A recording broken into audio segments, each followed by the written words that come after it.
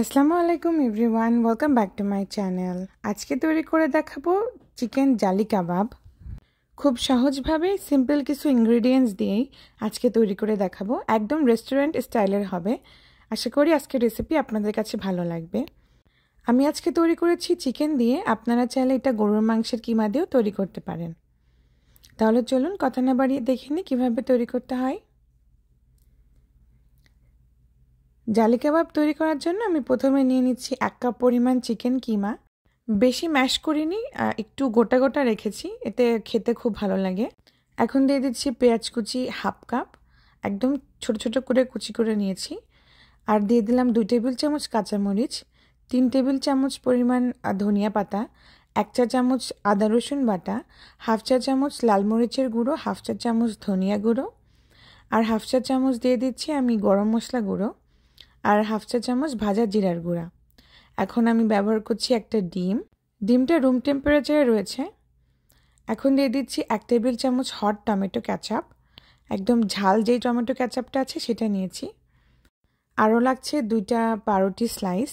প্রথমে এরকম পানি দিয়ে আমি পাউরুটিটাকে ভিজিয়ে এভাবে হাত দিয়ে চেপে পানিটা বের করে ব্যবহার করব। আমি এখানে 2টা পাউরুটি স্লাইস ব্যবহার করেছি। আর চেষ্টা করবেন যে পাউরুটিটাতে মিষ্টি কম সেই পাউরুটিটা ব্যবহার করতে। এখন দিয়ে দিচ্ছি 1 টেবিল চামচ পরিমাণ লেবুর রস। অবশ্যই চেষ্টা করবেন লেবুর রসটা ব্যবহার করতে, এতে ফ্লেভারটা অনেক সুন্দর হয়। এখন স্বাদমতো লবণ দিয়ে দিচ্ছি আর 1 কাপ পরিমাণ পেঁয়াজ বেরেস্তা দিয়ে দিলাম। এখন সব কিছু খুব ভালো করে মাখিয়ে নেব। যত ভালো করে মাখাবেন এর টেস্টটা তত ভালো হবে। এখন দিয়ে দিচ্ছি প্রায় 1/3 কাপ পরিমাণ ব্রেড ক্রাম্ব। আপনারা চাইলে এই পর্যায়ে বিস্কুটের গুঁড়া ব্যবহার করতে পারেন। এই যে দেখুন আমার মাখানো হয়ে গেছে, একটু আঠালো আঠালো টাইপের টেক্সচার হয়েছে। এখন হাতের সাহায্যে একটু তেল মাখিয়ে আমি গোল গোল করে কাবাবের শেপ দিয়ে নেব। আমি হাতের সাহায্যে প্রথমে বল তৈরি করে নিচ্ছি, এরপর এভাবে চাপটা করে আমি গোল করে নিলাম। এখন আমি এগুলোকে ব্রেড ক্রাম্পের ভিতরে গুঁড়িয়ে নেব, যাতে চারিদিকে ব্রেড ক্রাম্পসটা খুব ভালোভাবে লেগে যায়। ঠিক একইভাবে আমি সবগুলো তৈরি করে নেব।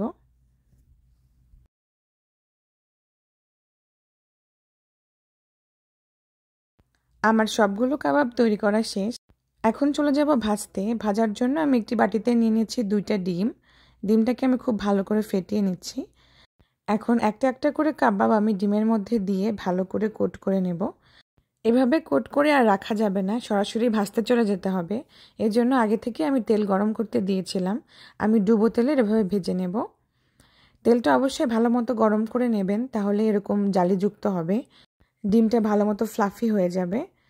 এজন্য এ পর্যায়ে অবশ্যই তেলটা খুব গরম রাখতে হবে।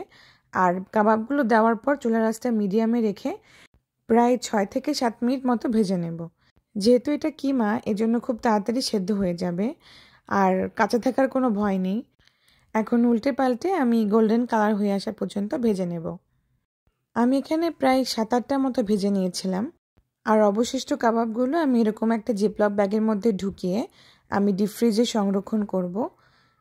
এরকম কাবাবগুলো আপনারা বানিয়ে 2 থেকে 3 মাস অবধি স্টোর করতে পারেন। এরই মাঝে কাবাবগুলো আমার ভাজা শেষ। এই যে দেখুন কত সুন্দর কালার চলে এসেছে। এখন আমি কাবাবগুলো তেল ঝরিয়ে উঠিয়ে নেব। আশা করি আজকের রেসিপি আপনাদের কাছে ভালো লেগেছে। ভালো লাগলে অবশ্যই আমার চ্যানেলটিকে সাবস্ক্রাইব করবেন আর বেল বাটনে ক্লিক করে আমার পাশেই থাকবেন। আমি কাবাবগুলো সার্ভ করে নিয়েছি। আমি কিছুটা পেঁয়াজ পাতা উপর দিয়ে ছড়িয়ে দিয়েছিলাম আর ধনেপাতা কুচি ছড়িয়ে দিয়েছি, আর কিছু পেঁয়াজ বেরেস্তাও ছড়িয়ে দিয়েছিলাম। এই তো আজকের মতো এ পর্যন্তই। সবাইকে অনেক অনেক ধন্যবাদ এতক্ষণ সাথে থাকার জন্য। আর দেখা হবে নেক্সট ভিডিওতে অন্য কোনো রেসিপি নিয়ে। সে পর্যন্ত সবাই ভালো থাকবেন। আল্লাহ হাফেজ।